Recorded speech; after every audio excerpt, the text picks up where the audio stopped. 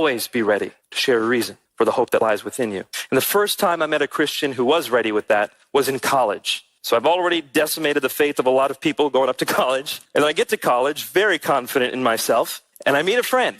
Now, this friend and I were out on a public speaking and debate tournament, and we were sharing a room together, and I saw him one night reading the Bible. And I thought, okay, this will be fun. Let's take down another Christian. It'll be amusing. And so I look at my friend, his name was David. I said, David, do you realize that book you're reading is not trustworthy? It's been corrupted over time. And he's reading his Bible, and he closes it, and he says, go on.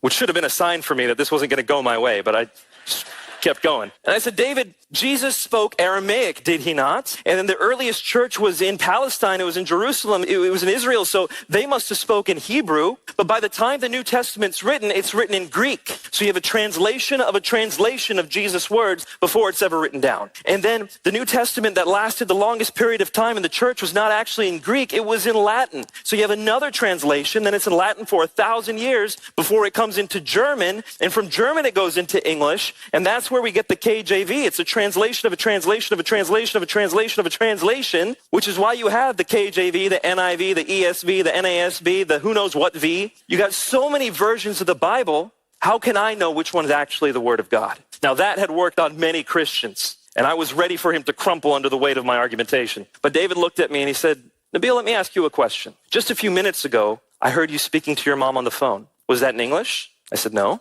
And he said, but when you told me what she said, you told me in English. Was that a corrupted translation? No.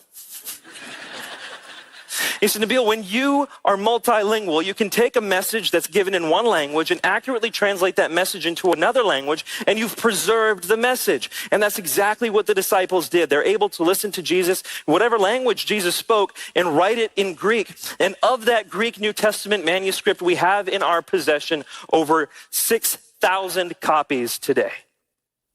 And he said, Nabil, if we didn't have any one of those copies, we have in our possession over 10,000 Latin, Coptic, and Syriac translations of the early Greek New Testament manuscripts. And he said, if we didn't have any of those translations, we have over 30,000 quotations of the New Testament from the early church fathers with which we can reconstruct virtually the entire New Testament many times over again. Nabil, we know with certainty the message of the original New Testament.